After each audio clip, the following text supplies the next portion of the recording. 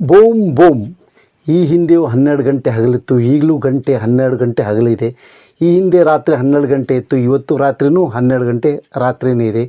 ಆಗ ಮನುಷ್ಯನ ಬಳಿ ಸಮಯ ಇತ್ತು, ಈಗ ಅದೇ ಮನುಷ್ಯನ ಹತ್ರ ಸಮಯವಿಲ್ಲ. ನೋಡಿದರೆ ಈಗ ಪ್ರಯಾಣದ ಅವಧಿ 12 ಗಂಟೆಯಿಂದ 4 ಗಂಟೆಗಳಿದೆ.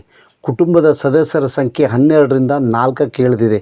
ಮೊದಲು ಸಮಾಚಾರ ಗೊತ್ತಾಗಲು 4 ವಾರ ತಗೊಳ್ತಾ ಇತ್ತು, ಇಂದು 4 ಸೆಕೆಂಡಿಗೆ ಇಳಿದಿದೆ.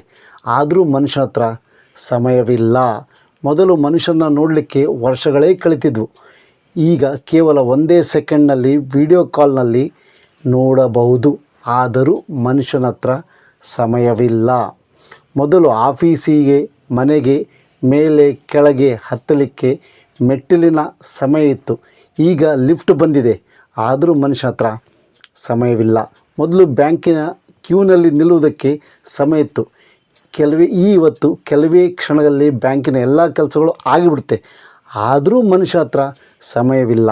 ಮೊದಲು ಆರೋಗ್ಯದ ತಪಾಸಣೆ ವಿವರ ಬರಲಿಕ್ಕೆ ದಿನಗಳೇ ಕಳೀತಿದ್ವು, ಈಗ ಕೆಲವೇ ಗಂಟೆಗಳು ಇಳಿದಿದೆ. ಆದರೂ ಮನುಷ್ಯ ಹತ್ರ ಸಮಯವಿಲ್ಲ.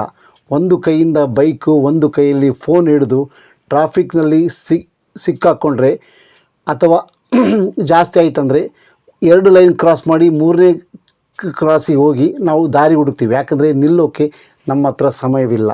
ತಂದೆ ತಾಯಿಗೆ ಫೋನ್ ಮಾಡೋಕ್ಕೆ ಸಮಯವಿಲ್ಲ. ಪ್ರಕೃತಿಯ ಸೊಬಗು ಸವಿಲಿಕ್ಕೆ ಸಮಯವಿಲ್ಲ. IPL ನೋಡಲಿಕ್ಕೆ, ಪೊಲಿಟಿಕ್ಸ್ ವಿಷಯ ಮಾತಾಡಲಿಕ್ಕೆ, ರೀಲ್ಸ್ ನೋಡಲಿಕ್ಕೆ ನಮ್ಮ ಹತ್ರ ತುಂಬ ಸಮಯವಿದೆ. ನಮಗೆ ಸಮಯವಿಲ್ಲ. ಹಾಗೆ ನೋಡಿದರೆ ಜೀವನ ಸರಳ ಆಗಿದೆ, ವೇಗ ಜಾಸ್ತಿ ಆಗಿದೆ, ತಾಂತ್ರಿಕತೆ ಮುಂದುವರೆದಿದೆ, ದೂರತನ ಕಡಿಮೆ ಆಗಿದೆ, ಅವಕಾಶಗಳು ಜಾಸ್ತಿ ಆಗಿವೆ. ಆದರೂ ಮನುಷ್ಯ ಹತ್ರ ಸಮಯವಿಲ್ಲ. ಸಮಯವಿಲ್ಲ ಎಂದು ಹೇಳಿ ಎಲ್ಲರಿಂದ ದೂರ ಆಗಿಬಿಟ್ಟಾನ. ಸುಮ್ಮನೆ ದೂರ ಕೂತ್ಕೊಂಡು ತನ್ನ ಬಗ್ಗೆನೇ ಮಾತನಾಡಿಕೊಳ್ಳುವುದು ಅಥವಾ ತನ್ನ ಬಗ್ಗೆನೇ ಆಲೋಚನೆ ಮಾಡಿಕೊಳ್ಳುವುದು, ಸ್ವಲ್ಪ ಹೊತ್ತು ತನ್ನ ಜೊತೆನೇ ನಗುವುದು ಅವನಿಗೆ ಆಗ್ತಾ ಇಲ್ಲ.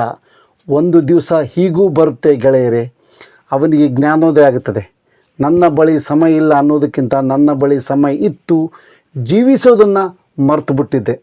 ಇವತ್ತೇ ನಿಶ್ಚಯ ಮಾಡಿಕೊಳ್ಳಿ, ನೀವು ನಿಮಗಾಗಿ ಸಮಯ ಕಳೆಯಿರಿ, ನಿಮ್ಮ ಕುಟುಂಬದವರ ಜೊತೆ ಸಮಯ ಕಳೆಯಿರಿ, ನಿಮ್ಮ ಆತ್ಮೀಯರ ಜೊತೆ ಸಮಯ ಕಳೆಯಿರಿ, ನಿಮ್ಮ ಮನಃಶಾಂತಿಗಾಗಿ, ಇಷ್ಟಕ್ಕಾಗಿ ಸಮಯ ಕಳೆಯಿರಿ, ಜೀವನದ ಸಾರಕ್ಕಾಗಿ ಸಮಯ ಕಳೆಯಿರಿ.